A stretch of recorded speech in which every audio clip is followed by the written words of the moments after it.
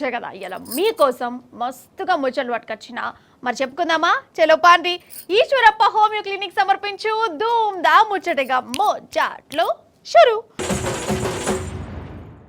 అన్నపూర్ణ అంటే అన్నం పెట్టే ఆది దేవత, మంచి పేరే కదా. మన 5 రూపాయల క్యాంటీన్లకు మన కేసీఆర్ సారు అన్నపూర్ణ అని పేరు పెట్టిండు. అది కేసీఆర్ సార్ ఇంట్లో పేరు కాదు, సుట్టపోల పేరు కాదు, ఎవ్వరి పేరు కాదు, దేవత పేరు. మరి అది తప్పనోళ్ళ? కానీ ఆ దేవత పేరు మన రేవంత్ సార్కు తప్పనిపించింది. పేదోళ్లకు అన్నం పెట్టే క్యాంటీన్లకు పేరు మారుస్తుంది, ఇందిరమ్మ క్యాంటీన్లట. ఇక ఎప్పురి కథ, ఇక శిరుమనం అంటే అనదా? అరే స్కీములు అమలు చేయి సామి, పాలన మంచిగా చెయ్యి సారు, జర బతుకులను మార్చురు ముఖ్యమంత్రి సారు అంటే ఈ పేర్లు మార్చుడు ఏం తరికనో గిట్లనే అంటురు. పారి ఇంకా పురా గరుచుకుందాం మనం. కాదబ్బా, అన్నపూర్ణ ఎంత మంచి పేరు, అందరికి ఇష్టమైన పేరు. పేరింటనే కడుపు నిడుతుంది. పేదోళ్ళ కోసం పెట్టిన క్యాంటీన్లకు కేసీఆర్ సార్ అన్నపూర్ణ అని పేరు పెట్టి కడుపు నింపిండు.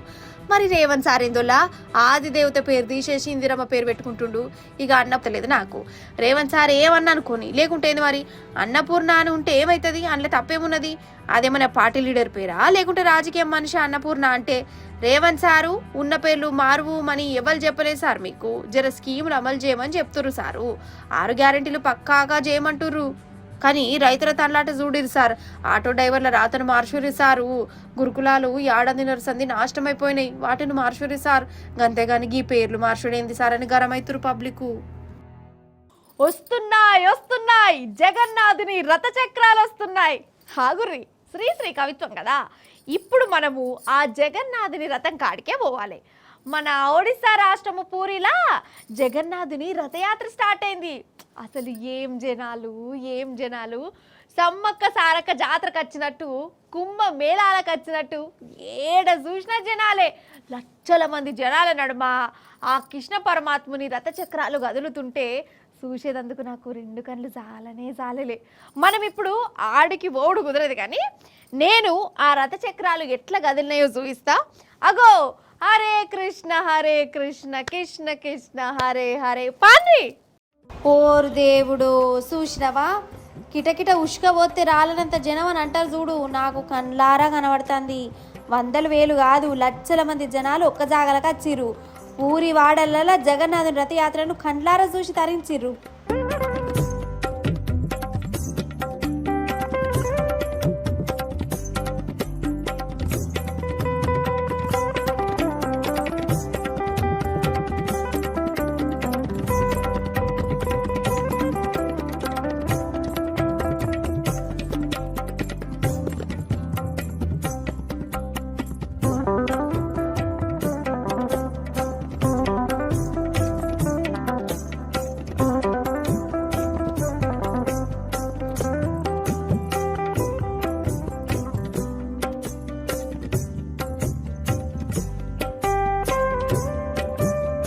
ఎటు చూసినా జనాలు, నిలబడ్డు కాదు కదా, కాలు పెట్ట సందే లేదు అసలు. పూరి జగన్నాథుని రథయాత్ర అంటే గట్లుంటుంది మరి. మొదలు రాజావారు పూజలు చేసిరు, అటెనక రాజకీయం లీడర్లు వీళ్ళు దర్శనం చేసుకున్నారు. ఇక పూజల కార్యాలు ఒడిచినాక మెల్లగా చక్రాలు కదిలినాయి. లక్షల మంది జనాల నడుమ రథాలను గుంజుకుంటా ముంగడికి కదిలిర్రు.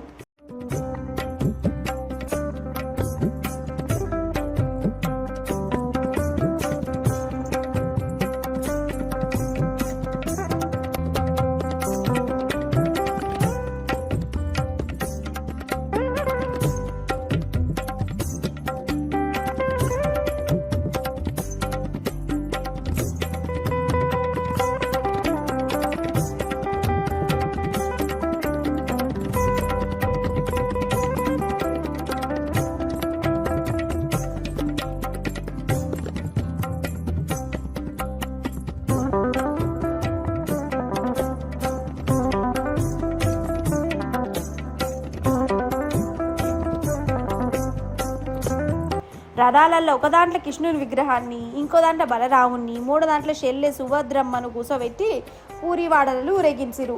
ఒక్కొక్క కిలోమీటర్ దాటేందుకు గంటల కమానం టైం పట్టింది.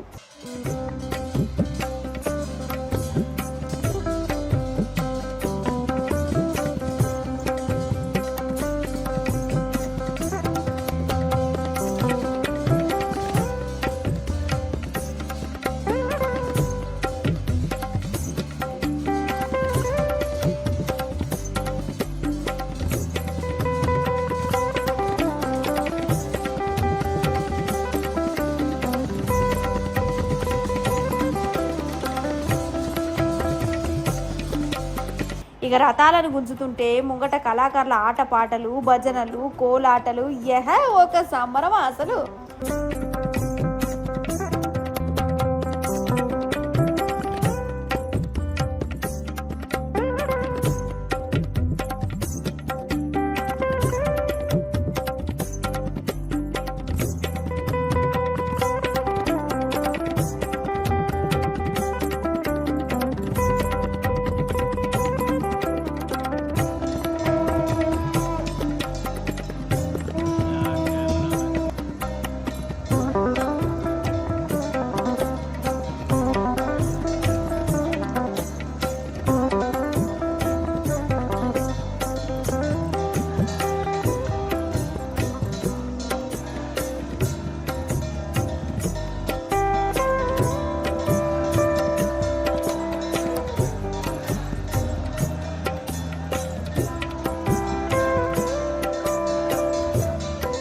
ఇటు మన హైదరాబాద్లో కూడా జగన్నాథుని గుడి ఉన్నది కదా, ఈడ కూడా రథయాత్ర నడిచింది.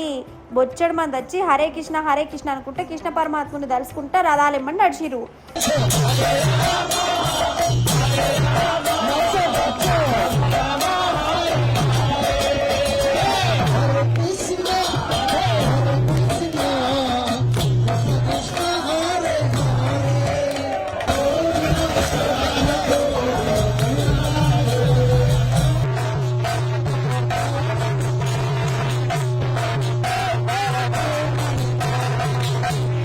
అయితే గుజరాత్ రాష్ట్రం అహ్మదాబాద్లో మాత్రం రథయాత్ర జనంతా పరిశాన చేసిందోళ్ళ. రథయాత్రలో ఊరేగింపుగా వచ్చిన 3 ఏనుగులు అదుపు తప్పినాయి, భక్తులను గెదిమినాయి. ఏనుగులు గెదుముతుంటే జనాలు భయంతో నూరుకుడు పెట్టిరు, దెబ్బలు కూడా తాకినాయట. అయితే అటెనక ఆ ఏనుగులను అదుపులో పెట్టి రథయాత్ర కార్యాన్ని ముంగడ పట్టుకపోయిర్రు.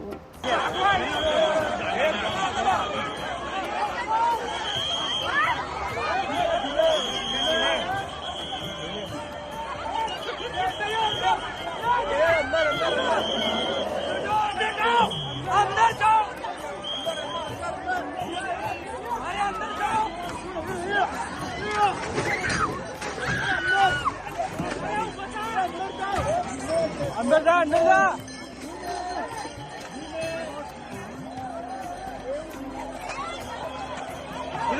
अंदर अंदर अंदर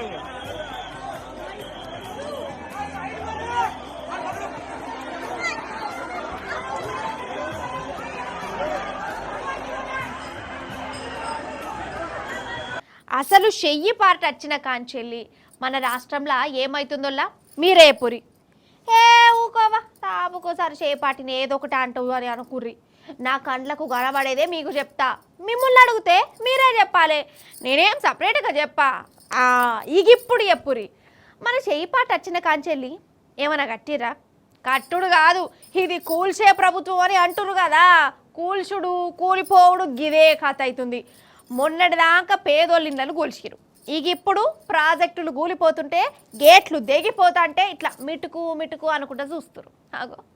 ఇగో ఇది మన జూరాల ప్రాజెక్ట్. అయితే మీకు ఒకటి చెప్పాలి, నేను మా ఊరు నుంచి వచ్చేటప్పుడు ఎక్కువ రైలు బండికే వస్తా అని మీకు ఇదివరకే చెప్పిన కదా. పొద్దుగాల 4కి ఎక్కితే ఈడ సికింద్రాబాద్లో 11కి దించుతుంది ఆ బండి. ఇక భాగ్యనగర్ బండి స్పెషల్ ఏందో చెప్పాలనా, కాజీపేట దాకనేమో ప్యాసింజరు, కాజీపేట దాటినాకనేమో ఎక్స్ప్రెస్. సరే అసలు ముచ్చట్లు కద్దాం. అయితే సరే, రైలు బండి అన్నప్పుడు 1-2 గంటలు లేటుగా వస్తుంటాయి పోతుంటాయి. కానీ ఈ బండి మాత్రము పొద్దుగాల బయలుతే చీకటి పడ్డాక వచ్చింది. పార్రి ఆ బండి కాడికి మనం పోదాం. ఉన్న మాట చెప్తా, భాగ్యనగర్ రైలు బండి అంటేనే సుక్కలు కనబడితే అంటారు. అది జరిసేపటికే మళ్ళీ ఎట్లనో గట్ల జప్పనే సికింద్రాబాద్లో దించుతుంది. కానీ శుక్రవారం నాడు మాత్రం అసలు సిసలైన సుక్కలేందో ప్యాసింజర్లకు కనబడ్డదోళ్ళ. పొద్దుగాల బండి ఎక్కినోళ్ళు చీకటి పడ్డగా హైదరాబాద్కు చేరలే. మన పెద్దపల్లి జిల్లా రాఘవపురం కాడ బండి ఆగింది. పావు గంట అయింది, అర్ధగంట అయింది, అయినా గదులుడే లేదు.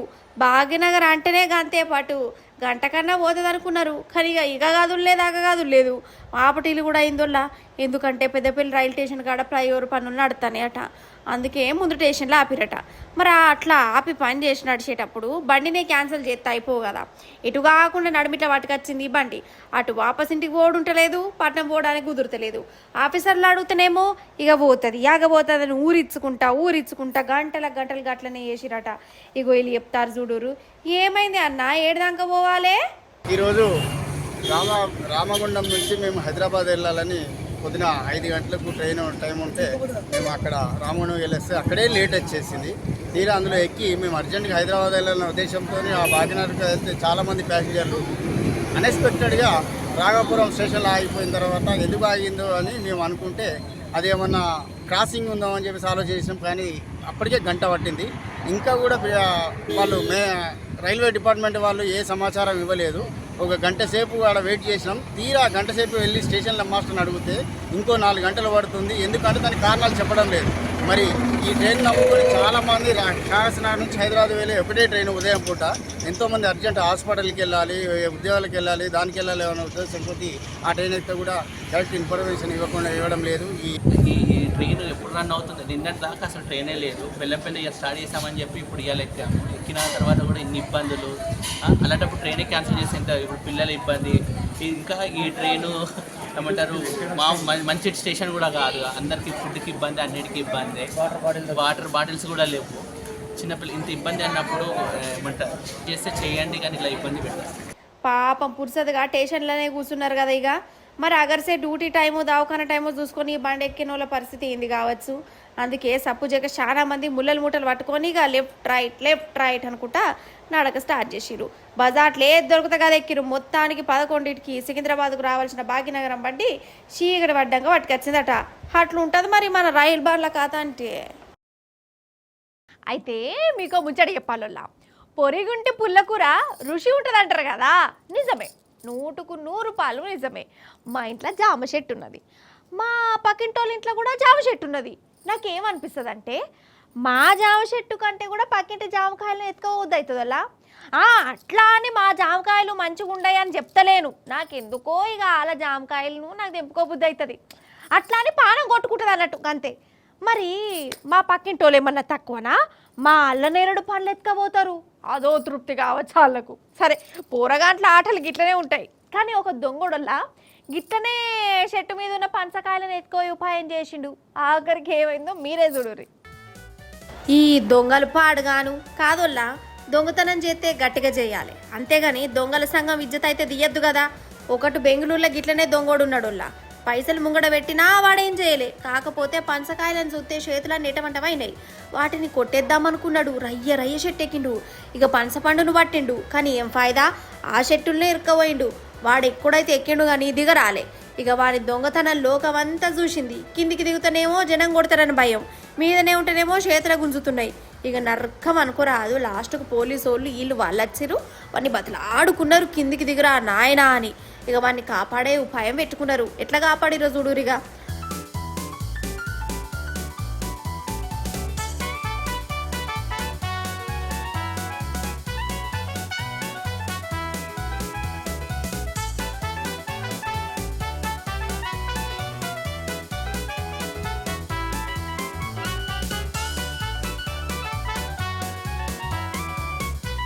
అబ్బర బిడ్డ కరెక్ట్ పడ్డాడు. ఇంకా నయం, కొంచెం ఇటు అటు అయ్యేనా అంటే కాలరెక్కలు ఇరుగు అని పనసకాయ కోసం పోతే పారం మీదకే తెచ్చుకున్నాడు. ఇట్లున్నారు ఆగడబోతు దొంగలు.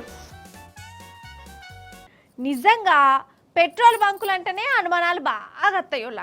వాళ్ళు బరాబర్ పోతాండ్లో లేదు, ఒరిజినల్ పెట్రోలేనో కాదో గిట్లనే అనిపిస్తుంటుంది కదా. చాలా మట్ల ఇసొంటి దొంగ పెట్రోల్ ఖాతాలు బయట పడుతూనే ఉంటాయి. నేను కూడా మీకు ఎన్నో మట్ల చూపించిన. అమాయకులమని పెట్రోల్లో నీళ్లు కలుపుడు, సగం పెట్రోల్ పోసి మొత్తం పోసిన మనడో చేస్తుంటారు. సరే, మనసంటే సాదా సీదా జనాలను మోసం చేసినంటే ఏమో అనుకోవచ్చు. లాస్ట్కు సీఎం సార్ను కూడా గిట్లనే దొంగ పెట్రోల్ పోసి మోసం చేసిరు బంకోలు. ఆగో చూడరు. నూకరనుకు హైలెస్సా, గట్టిగా జరుపు హైలెస్సా. చూసిరా కార్లు ఇవి ఎవలి అనుకుంటురా? మధ్యప్రదేశ్ సీఎం సార్ కాన్వాయోల్లా అన్నీ ఒకటేసారి ఆగిపోయినాయి. ఇక అందులో ఉన్న సార్లు వాటిని ఇట్లా ముంగడికి నూకుడు పెట్టిరు. మరి అన్ని కార్లు గట్లేందుకు అయినాయి అంటే పెట్రోల్ బంకోల మహత్యము. ఈ కార్లలో డీజిల్ కొట్టియాలి, అన్నిట్లో కొట్టించారు కానీ బంకోడు హుషారు తన చూయించిండు. నీళ్లు కలిపిన డీజిల్ పోసిండు కార్లలో. ఇక చెప్పురి కథ. ఇక సగం దూరం పోగానే ఆ కార్లన్నీ ఆగిపోయినాయి. అంటే జూడిగా మనసొంటి జనాలనే కాదు, ఆఖరికి సీఎం సార్ను కూడా మోసం చేసిన ఆ పెట్రోల్ బంకోళ్ళు మామూలు కాదు, మహానుభావులు అన్నట్టు. రేపటి సంది ఆ బంక్ ఉంటుంది అంటారా ఆడా?